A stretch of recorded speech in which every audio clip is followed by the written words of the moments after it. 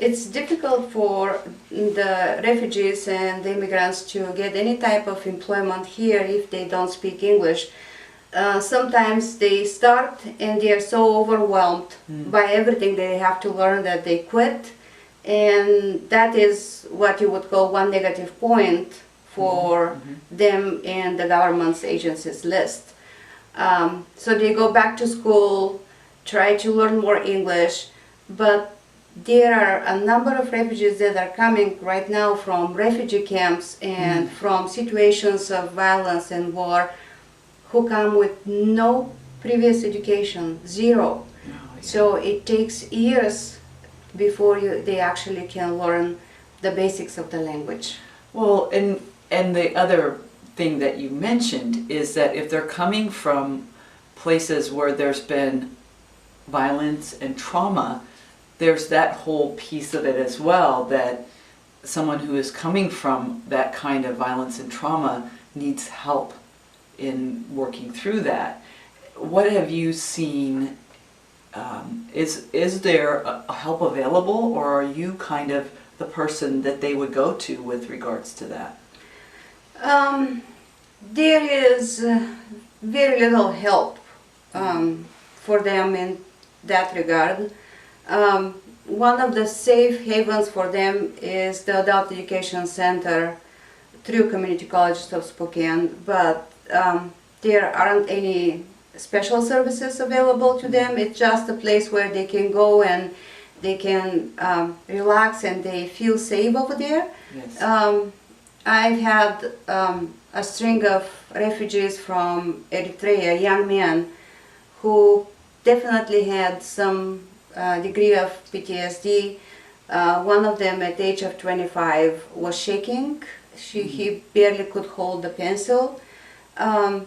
They do, when the case is very severe, usually the medical field or the doctors take care of it, but if there is no visible signs of the trauma, then they deal with it by themselves. Got that.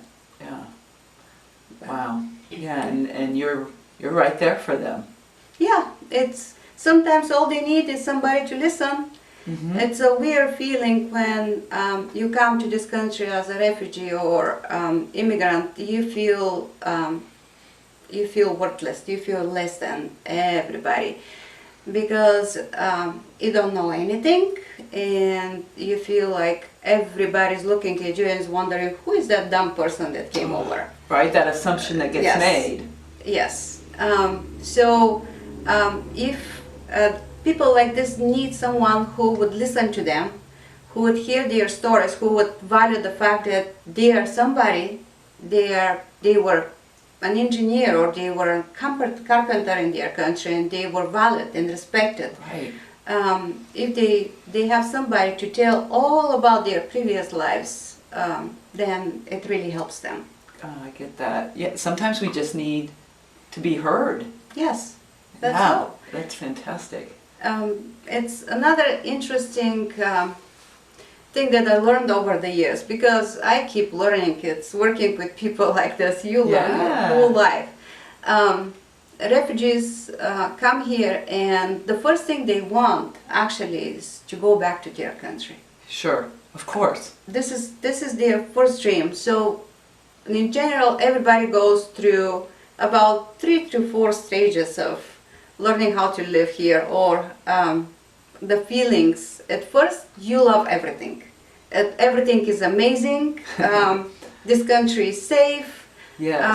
You feel like you're well taken care of. I can make it here. Then comes the second stage. Oh my God, why am I here? I'm nobody. Nobody cares about me. I don't think I can make it.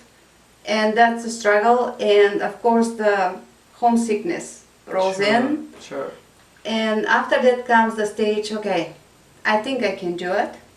I think I can pull through. And the last stage is, oh, I'm fine. I'm part of this society. I'm respected, I have friends, life is good. Oh, yes. And you help them through that place between the, wow, it's great, oh my God, what have I done, to I think I can make it. That place of, oh my God, what have I done, I think I can make it. You are sort of a bridge for them. I And tell people like you are a bridge for them.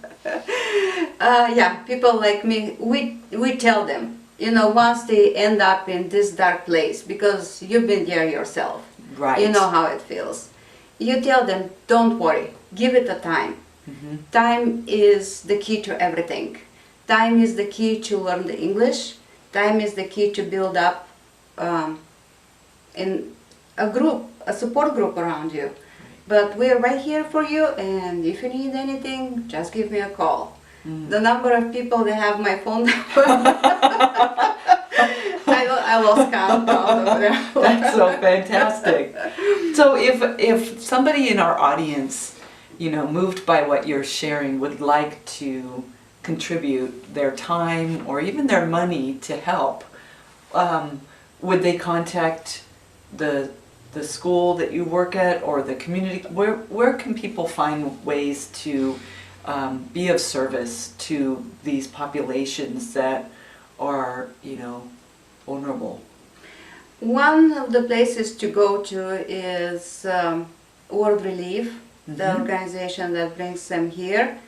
But sometimes World Relief itself gets overwhelmed, and I think they forget how they can use their volunteers. Okay. So the best place to go is the Adult Education Center. There always will be somebody who needs help and who needs assistance, and the people who work there are amazing. And the Adults Education Center is where? Is that at one of the community colleges here? Can you tell them a little bit more about that? They have centers. The main one is on Monroe. Okay, and it's called the Adult Education Center? It's 2210 North Monroe. It's right one block north from Northwest Boulevard and Monroe. Yeah, I know exactly where it is, but I know our audience might not really understand where to go. Yeah. And then there is another part that is in community colleges in Building 16.